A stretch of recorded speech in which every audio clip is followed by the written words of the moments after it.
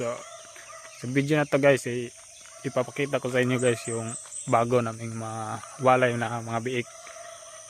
Dahil kakawalay lang nila, tapos yun, titingnan na ipapakita ko sa inyo kung gaano na sila kalaki. Yun guys, pupunta na tayo sa aming kulungan. Titingnan natin yung mga bagong walay namin na biik. So yun guys, yun ang kulungan namin. Yun guys, pinapapausukan namin guys dahil maraming lamok para di magkasakit yung mga ating mga bagong walay na biik. So ang mga biik namin guys ay ano na to guys, mga 1 month and 10 days. So yun guys, yun sila guys, yun, 1 month and 10 days ang pa sila guys, mga 1 month and 10 days. So yan guys, 9 heads lang yung natira. So ang 13 heads to sila lahat guys, pero kaso nano yung tatlo na namamatay yung tatlo. So 9 heads ay dalawa lang pala, tapos isa yung para sa kinuha na yung isa dahil para sa barako. Yan guys, yun sila guys.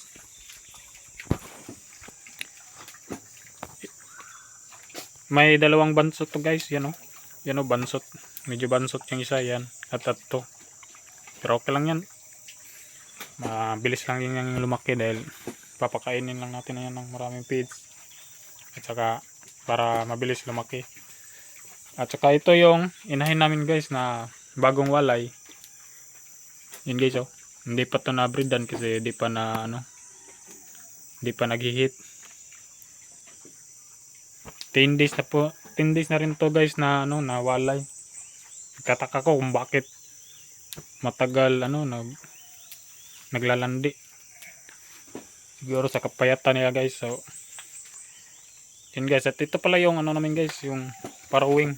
Kasi may parawing crate yan guys, kawayan lang yung namin gamit na grills. Yun guys, kawayan lang to guys. So tingnan nyo guys. So dahil walang budget, saka nagtitipid tayo sa gastos, kaya yan lang yung ginawa ko. Ginagamitan ko lang ng kawayan yung simig para grills nila.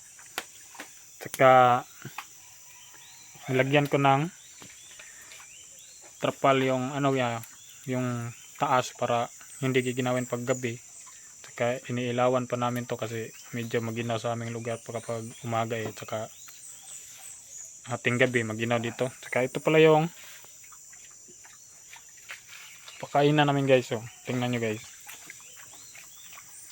Wala kasi tayong budget sa mga bakal guys, kaya ito lang yung ginawa kong pakainan nila. Ito yun guys, ito ang pakainan ng inahin guys. Ito ay parawing pin ko to guys. Kapag kayo ay may guys, mga sira ng crates ganito, pwede nyo gamitin sa ganitong style na parawing crate. Kung nagtitipid kayo, pwede ganito. Kasi ito to guys, naka-junk na tong crate na to kasi kinakalawang na, tapos medyo yung mga bakal niya guys ay 10mm lang round bar, tapos yung tubo hindi solid tubo. So medyo siya, medyo sira-sira na, kaya naisipan ko na ganito na lang. Kung baga built-in na to siya guys, naka-built-in na, naka-simento. Yun guys, naka-simento. Tapos pinapakain ko na lang dito sa kainan ng inahin dito, para hindi siya maalog-alog ng ganun kasi wala naman tong lakas masyado kasi luma na at saka kinakalawang na. At saka wala kaming budget para sa grills, kaya kawayan yung nilagay ko doon, hanggang doon kawayan. Tapos pinapalibutan ko lang ng trapal para hindi maginaw sa mga biik. Pati dito kawayan lang to kasi, at dito nilagyan lang namin to dahil tumalon-talon na to. So yun guys, Yun. Yun ang aming mga bake guys. Ang edad nito guys ay 1 month and 12 days. 22 na ngayon eh. March 22.